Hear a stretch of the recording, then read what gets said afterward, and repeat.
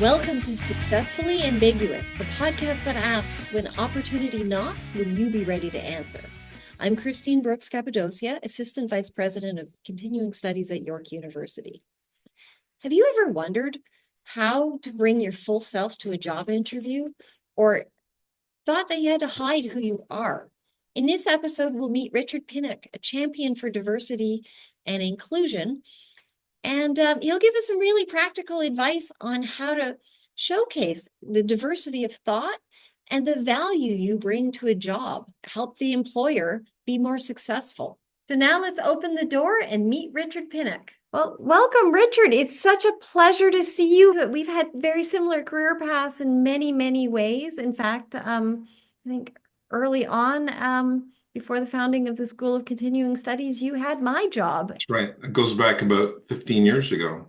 For our viewers that don't know, Richard right now sits on our Program Advisory Council for the Diversity and Equity in Action program, which is a program that is near and dear to my heart because the reason I do what I do is to make sure that everybody has equal or as equitable opportunity as we can in the current environment. The whole purpose of this show is to help people who are trying to figure out their way through the new non-linear world of work. How do you get there? And you've had this amazing career, right? You've started out at McGill and with your degree in McGill, you went on to York. You've worked in the private sector, the public sector. You've worked in continuing education. You've worked for some of the biggest companies in North America and really used each of those platforms to really make a difference. Really emphasizing equity and opportunity for all. I want to bring you back to an early job interview that you had where I think it was a paint company for metallics, where you came in and you aced the interview only to be told, no, I can't hire you. I think this is something a lot of our students are facing. Can you tell me a little bit about that experience and then what I know it's changed your entire career and the focus of your career. Tell me what you learned from it as a job candidate. Well, interviews and finding jobs have always been difficult. Thanks for sharing that story. And again, really appreciate being able to be with you here, Christine, and congrats on the great work that you are doing, as well as the York, continuing education program. It's very, very, very important. But yeah, I graduated from McGill. I had very good marks. At that time, it was the recession going on, and jobs were very, very scarce. But I was at the time president of our fraternity at McGill, which is very unusual. In every case, every aspect of my life, I was typically one of the only very few minorities, in these roles, but never really bothered me. I just always tried to do my best and excel and learn and have fun and engage with people and so on. So a rare job came up at this paint company. I showed up for the interview, and the lady there said, "Can I help you?" And I said, "Yeah, Richard Pinnock. I'm here for the interview." She's like, "Oh, okay. Well, I've been here for 14 years. We have a aptitude test. There's 50 questions, and you have 12 minutes. So don't worry about finishing it. Nobody has ever finished in the 14 years that I've been here." And I'm like, "Okay." So she gave me the test paper. I sat down and off I go, bang, bang, bang, bang, bang, bang, bang, bang, bang. She set one of those timers, those egg timer things. So tick, tick, tick. So I'm like, bam, bam, bam, bam. She's in her cubicle, and then not a cubicle, it's a little office. So then I knocked on the door. She looked up and she said, "Yes," like thinking, what did this guy not understand? And I'm like, "I'm finished." She's like, "Finished?" Takes the exam thing from me. Says, "Have a seat." I'm like, "Okay." Like I thought I was in trouble. She comes out. She's quite surprised. She had a look on her face, and I said, "How did I do?" She said, "You did very well." And I said, "Oh, how did I score?" She said, you got 44 right." And I said, "What was the highest score in your 14 years?" She said, 45. But remember, I finished in 11 minutes. So that's when I was thinking, yes. And she said, "Unfortunately, I have to tell you," a very solemn look on her face. She said, "I'm not going to be able to put you forward because I'm worried that I'll lose my job." So that was like kind of a shocker. And at that point, it still resonates with me today. I felt like shattered, I was looking forward. It was a beautiful sunny day. Just drove up from McGill and I was a little nervous and so on. But I thought to myself, what can I do? And I ask students when I share this story, what should I have done? Some people say, oh, you should have talked to the big boss. But it was the big boss that was telling her to do this, right? So that wouldn't work. Jobs are so scarce. I was one of the few from the Career Center at McGill to actually get out on a job. And the last thing I want is to hear that somehow I'm trying to play the race card, to get the job or whatever. So I looked up, it was a sunny day. I still remember the sun on my face. And I said, I'm going to do whatever I can to help other Canadians avoid what I just went through. And this is why I'm here with you today. You think it's changing? I keep looking south of the border and thinking it's changing I was very hopeful up until about 6 months ago that things were changing for the better. I'm not so sure anymore. How do you feel that the climate? Well, I think population-wise, or in terms of representation, Yeah. diversity is about diversity is about representation. It was initially all about diversity. Rosalie Abella from the Abella Commission in 1985 enacted the Employment Equity Act in 1986. And that was to increase representation of the four designated groups. Just to refresh, it's women, people with disabilities, persons with disabilities, indigenous people, and visible minorities. And since that, we're in our 40th year, if you can believe that, Christine. 40 years have gone by. And while we've made some gains, at the time, women represented approximately 20% of senior management roles, and now we're hovering at around 30%. Women of color are currently only 6%, right? So, but when you look at Indigenous people and when you look at people with disabilities, there's been very limited gains over the last 40 years. So initially, the idea was to focus on getting women. That's when we called it diversity in those days. Diversity, right? It was about getting women into senior roles. And the driver behind that was this idea of diversity of thought. We want to get different thinking in decision making and so on. So there was a time when companies were actively looking. I was actually hired my first job by this woman named Meg Mitchell from Caldwell Partners. She always got the gigs to find a woman for a board, or we're looking for a woman, right? So she developed this cadre of women and then decided to start her own company. So Meg Mitchell and Associates, Thomas Mitchell and Associates. And she had the account with Pure Later Careers. So my first job, marketing coordinator, I was actually hired by a woman who specialized in hiring women. So it's interesting that it took a woman to get me hired. And throughout my career, it seems like almost every role I've had, I've been hired by a woman. But the point I'm making is that the initial push was about diversity of thought.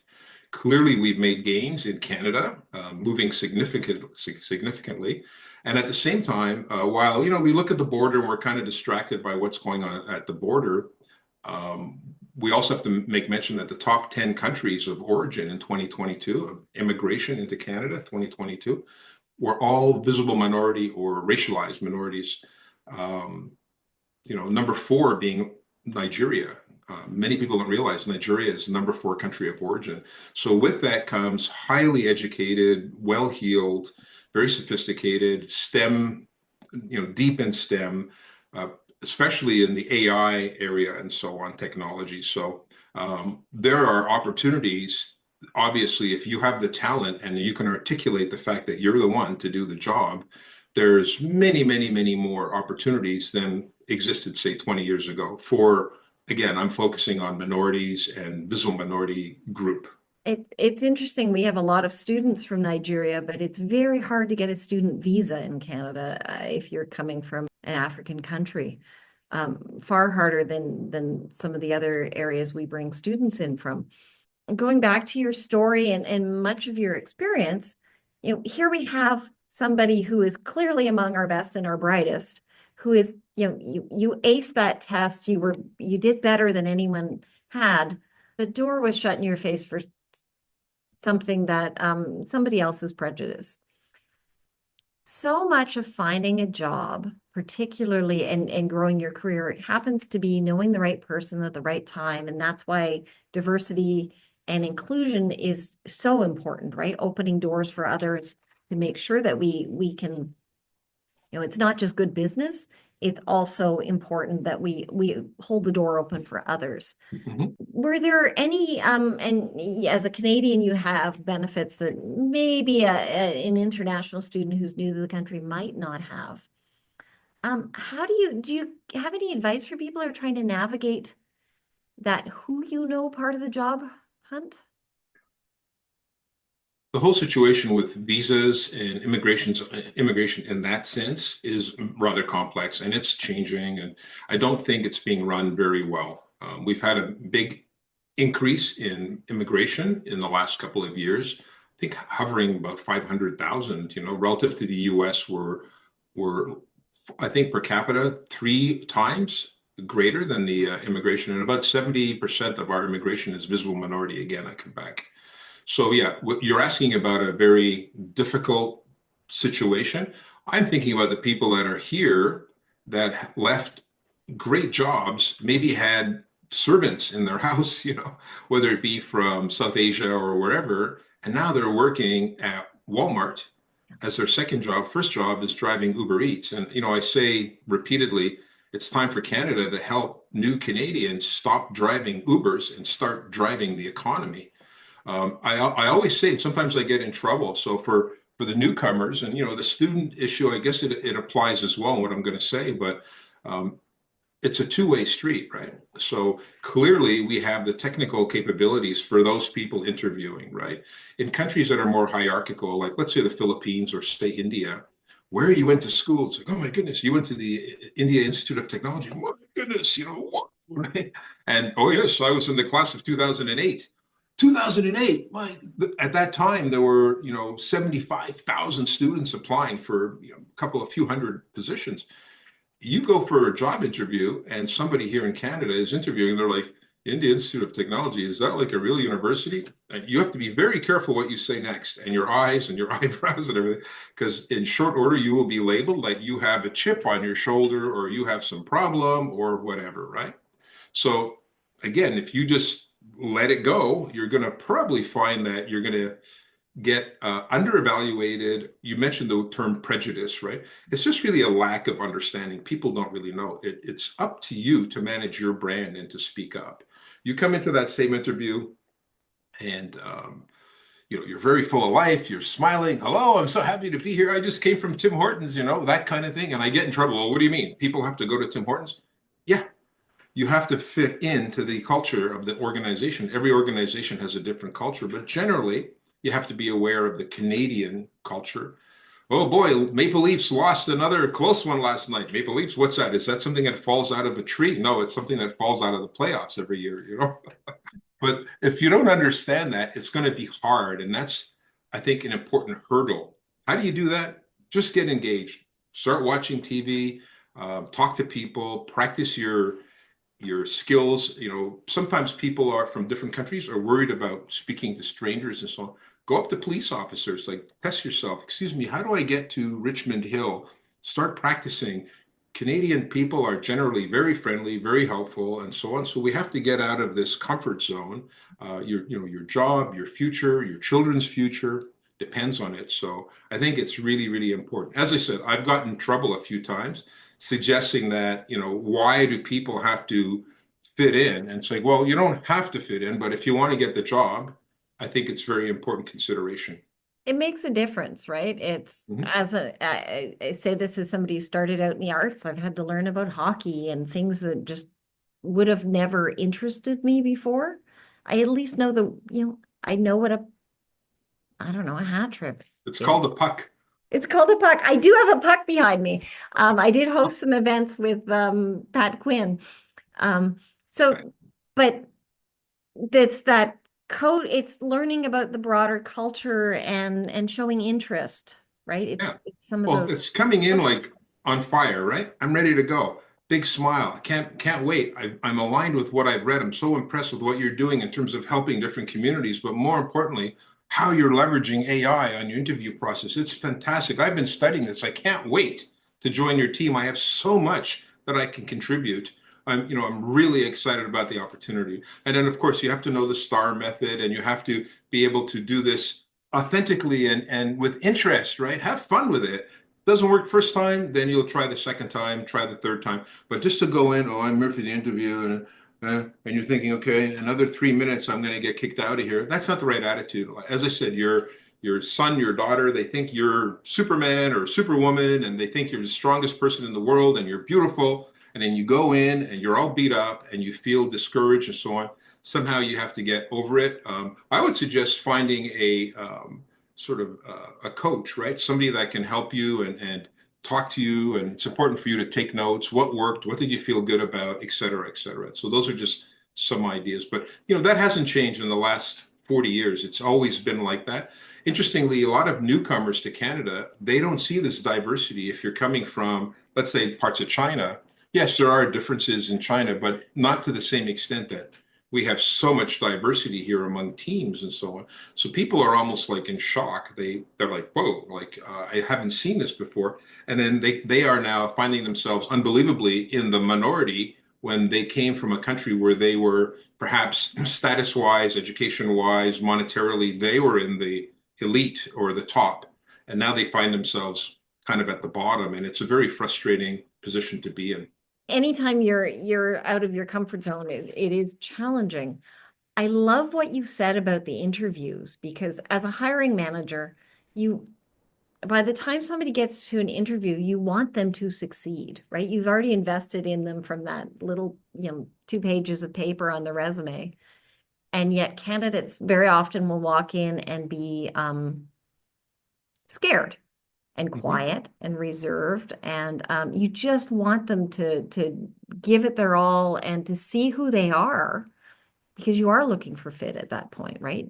Yeah. Well, On paper, they can do the job. fit's another tough word, When I was in elementary school, that's when I was kind of introduced to the N word for the first time. I lived on a very multicultural street. We're like the United Nations.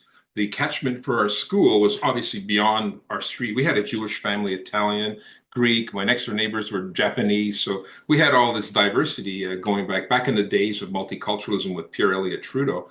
And then when you come to a school and there's people whose parents have maybe different perspectives and they use different language and they have different, stereotypical beliefs and so on. As a young child, 5, 6 years old, it kind of hits you in the face. So this is something I've been navigating for some time. And, I learned at a young age that you are the master of your future, right? So you can, if you have, I mean, people are living on average of 84 years, right? So unless you're one of those people who's going to live to 190 years old that they're finding in the US, I would suggest you use every day very judiciously and make it about reaching your full potential. We all have a God-given capacity, right? And I think it behooves each of us to to do what we can. Again, not everybody has children, right? But I'm saying if you have children or if you have family, you have parents you're trying to take care of, maybe back in your homeland, you got to get on it. Like just go for it and turn it on, right? And I've seen people that are just so magnanimous. Like they have a big smile. They're like, "Oh yeah, I'm going to do a workout thing today. Who wants to join me at noon?" And you're like, "This woman's crazy," like full of energy. Her branding is. But I can tell you, at the end of the day, it takes time, right? It takes energy out of you. It's not that people are just all happy and friendly like that. No, everything is quite deliberate. And after a while, your brain starts getting familiar and you get, the amygdala is not telling you to run and hide and to be scared and so on. It's telling you you're okay because you're comfortable and you're safe, right? So I think practice makes perfect. And, we tend to have a very emotional approach to some of this. Oh, I'm not getting a chance. And so I remember I was a very young man. And I said, that's it. I'm going to do everything I can to help others. I recently, I was at an award ceremony. I had received an award with one of the with a not-for-profit organization that I'm on the board, and I got an email and it said you've been selected for. I'm like, what's this? Like someone messed up. They're sending it to me. They're supposed to send it to the recipient, right? I mean, hey, I think you guys made a mistake. I got the thing for the Four Pillars Award. And like, no, no, no. The board selection, they've selected you. I'm like, what? So I've been with this organization for 18 years volunteering. And so for my speech, I did a calculation. And if you have, let's say 20 youth sitting down, that's 20 seats, like 20 youth in seats, right? you have over the summer 5 leadership sessions, so that's a total of 100 youth in seats. Some will come for 2 sessions, some come for all, some come for one, but the total is 100 youth in seats. I have just surpassed 10,000 youth in seats. Yeah, so I've really done my part. There's no question. I work extensively with the police, the Yippee program. In fact, I don't know if you see this little guy here. I'm just waiting to ask you about that, actually. Yeah, That is your that King is the Charles, is it not? yeah, that's the key. Actually, I think I have it right. It's I don't, really. I just wanted to wear it for you, This but is congratulations yeah, and well deserved. It looks like we are making some good decisions in who to give these medals to. yeah, that's Congratulations. the King Charles III Coronation Medal for service to country, community, and field of endeavor. So again, behind the scenes, I'm helping people. I work with people. For those that are interested, really keen, that want to connect with me, I'm available on LinkedIn, and I try to make time every week. I put aside about 3 hours for interacting with people, young people, but a lot of immigrants and so on. Again, the technical issues around student visas and so on, it's not really much that I can help with. But for those people that are here and have immigrated and they bought the house and they're wondering, oh my goodness, I thought it would take me 6 months to get back up to my earning level.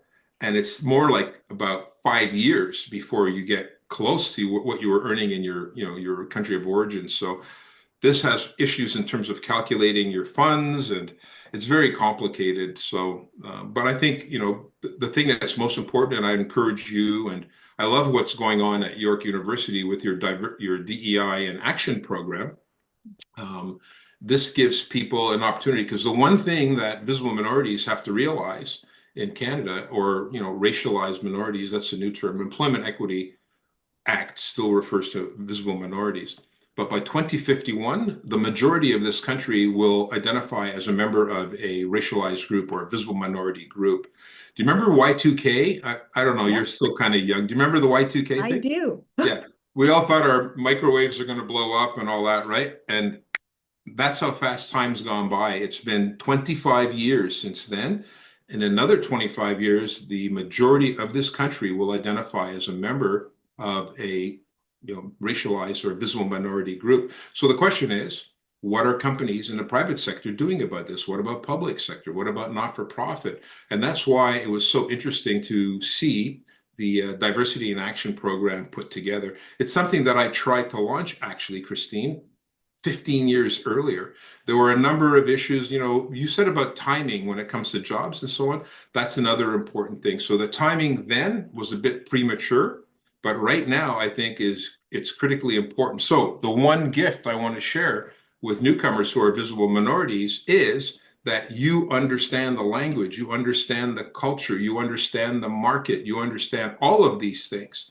And companies are going to use the same approach, I hope, that York's School of Continuing Studies, what's it called? Yeah, the Yeah, York School of Continuing Studies. Studies.